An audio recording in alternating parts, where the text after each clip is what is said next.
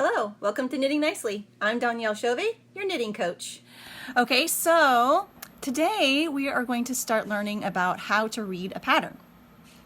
And like last week, I mentioned how sometimes patterns are a little bit confusing because it's kind of like they have a code in them. And unless you know the code, you have no idea how to decode it so that you can make what you want to make. So this week, we're going to focus on decoding all those silly numbers and letters and what they all mean.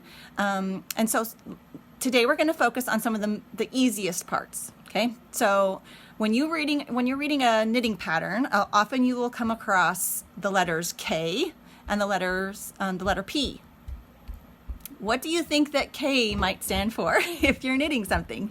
That's an easy one. K would obviously stand for knit. So if your pattern says usually says K2, that would mean that you are going to knit 2 stitches. If your pattern says a P, what do you think a P might mean if you're knitting something? A P means that you're going to purl. So if it says 2P, that means you're going to purl 2 stitches. So that's easy to say, but it's easier to see, so I can show you exactly what it looks like inside a pattern. So I'm going to switch my camera and we'll look at an actual pattern in a book, and I'll show you how easily to find the different definitions of things in books so that when you're making a pattern, you can find it for yourself. So here we go. Let me switch my camera. And so you can see in the right view, so it's not reversed, the patterns. All right, so we've got a pattern here. This book is really cool because it has lots and lots and lots and lots of stitches. I often use it if I want to create a new garment or maybe a new blanket, and I have a stitch a vision of what I want my stitch to look like, but I'm not exactly sure how to create that. Then I'll look through this book, and it's chock full of lots and lots of different stitch patterns that I can look at. It has a little example of what they look like when they're done. And then over here, it tells you how to create each of those stitch patterns. So let's take a look at one of these. Now, if you can see this looks like a bunch of gobbledygook, doesn't it? Just a bunch of letters and numbers, and who knows what it means. So as I said before, when you see that P4, that means you purl 4 stitches. Then if you see a K2, that means to knit 2 stitches. Now here's a little thing that's interesting with patterns, is there'll be a little star right here. That star is to indicate where you're going to start the repeat, because often patterns will have a place where you're just going to repeat several stitches over and over.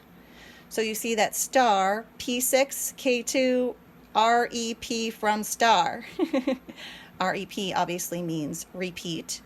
So if you were to do this pattern, you would purl 4 stitches, knit 2 stitches, and then you would purl 6 and knit 2 all the way to the end of your row until you get to the last 4 stitches. STS means stitches. And then you would purl those last 4 stitches. Okay, now here's row 2. Here's something here that even as an experienced knitter, sometimes I'm like, whoa, CR2B, what is that? So then what I do is I will look in the back glossary of the book. Usually it's in the back. Sometimes it's right after your pattern, but most of the time it's in the back of your book. And they'll have a little glossary where it will tell you how to do each type of stitch. Oh, it looks like I lied. In this book, it's actually in the front. So in this book, it's the front where it tells you how to do each type of stitch, and it decodes the different stitches for you. So we can find that CR2B, I think it was 2B, and we can see that it means this, cross 2 stitches back. Okay? And then it gives you like, it tells you where that is. See page 27. And then we go to page 27. Where's page 27?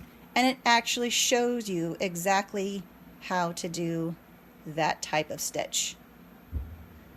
So often if you are a new knitter and you see those codes and you're like, I don't really even know how to do that, then a lot of books, and actually even a lot of magazines, I used to get a knitting magazine called Interweave Knits, and even in the magazines they'll have a section in the back that will help you step through each of the stitches and how to do them. Okay?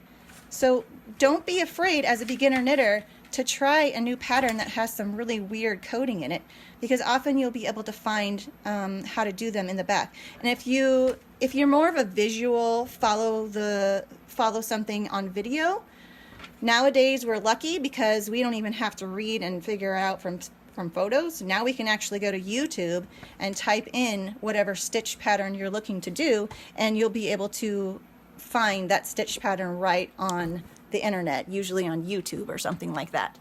So anyways, I was just saying that's a brief little introduction to how to read knitting patterns, and I will go into more detail and I will give you some examples. I'll show you some examples like that CRB2, I'll show you, or CR2B. I'll show you an example of some of the different, more difficult coding that we can, I'll show you together. I hope you enjoyed learning the basics of reading knitting patterns and learning how to decode them. If you're enjoying Knitting Nicely's videos, you can hit the like button and don't forget to subscribe so you can get all the great knitting tips. Have a great day.